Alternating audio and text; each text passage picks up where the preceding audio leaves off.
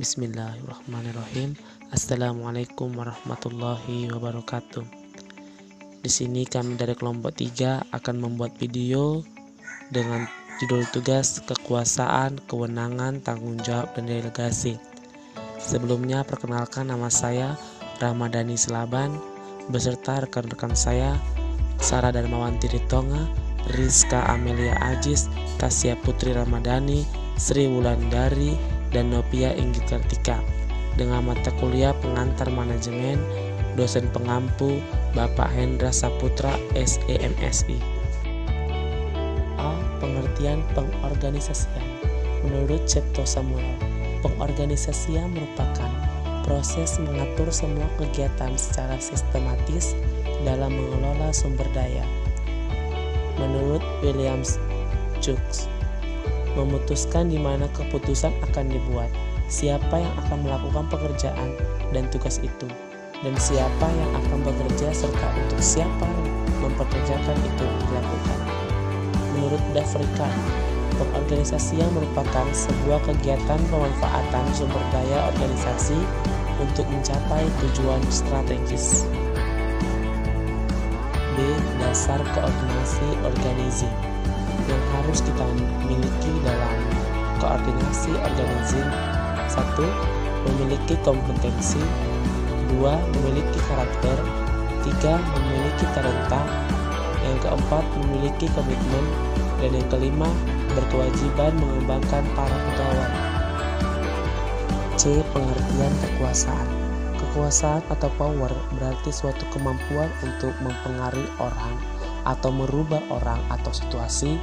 Jika perubahan pada orang atau situasi adalah perubahan yang baik, tentunya power tersebut memberikan konotasi yang positif, bahkan sangat diperlukan. D. Faktor-faktor yang mendasari kekuasaan. Yang pertama, reward power atau kekuasaan untuk memberikan penghargaan. Yang kedua, coercive power atau kekuasaan untuk memberikan hukuman. Yang ketiga ada legitimate power atau kekuasaan yang sah. Yang keempat, expert power atau kekuasaan yang berdasarkan keahlian atau kepakaran. Dan yang terakhir, referral power, yaitu kekuasaan yang menunjukkan adanya karakteristik yang diharapkan.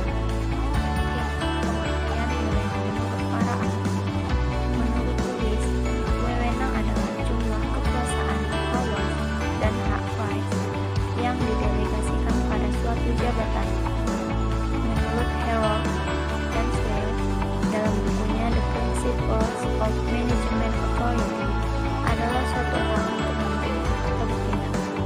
Menurut Terry, wewenang adalah kekuasaan resmi dan kekuasaan pejabat untuk menyuruh pihak lain supaya bertindak dan taat kepada pihak yang memiliki wewenang itu. Dan yang terakhir, menurut Davis, wewenang adalah dasar untuk bertindak, berbuat, dan melakukan kegiatan atau aktivitas perusahaan. F. Jenis-jenis wewenang. Yang pertama ada wewenang garis, line authority. Yang kedua, wewenang staff, staff authority. Yang ketiga, wewenang fungsional, functional authority. Dan yang terakhir, wewenang wibawa. G. Sumber wewenang. Yang pertama, teori wewenang formal, formal authority theory. Yang kedua, teori penerimaan wewenang, acceptance authority theory.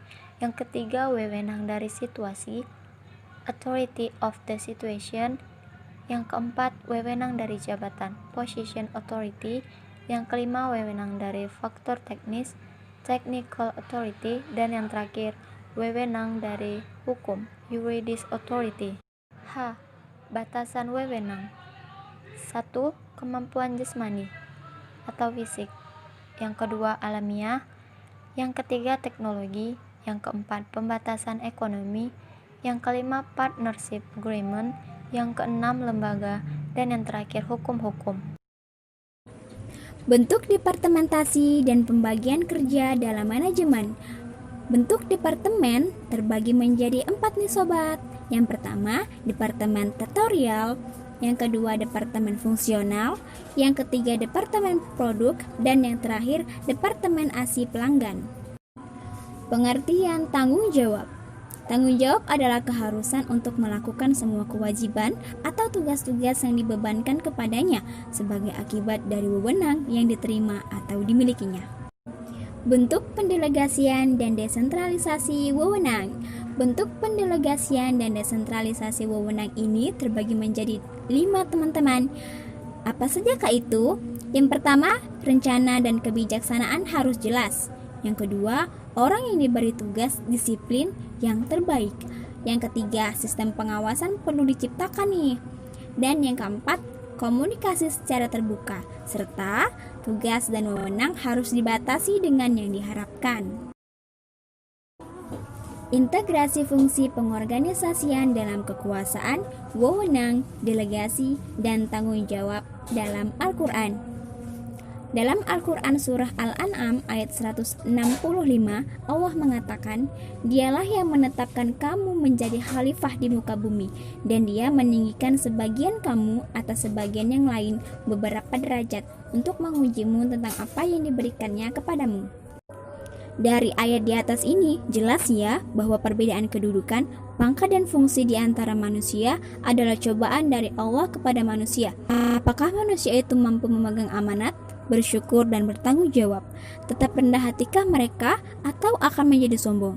Tidak tinggi hati, tidak takabur, tidak menyalahgunakannya. Kekuasaan, jabatan atau pangkat adalah amanat Allah dan harus ditunaikan dengan jalan melaksanakan tugas dengan sebaik-baiknya. Sekian dan terima kasih. Lebih dan kurang kami mohon maaf. Assalamualaikum warahmatullahi wabarakatuh.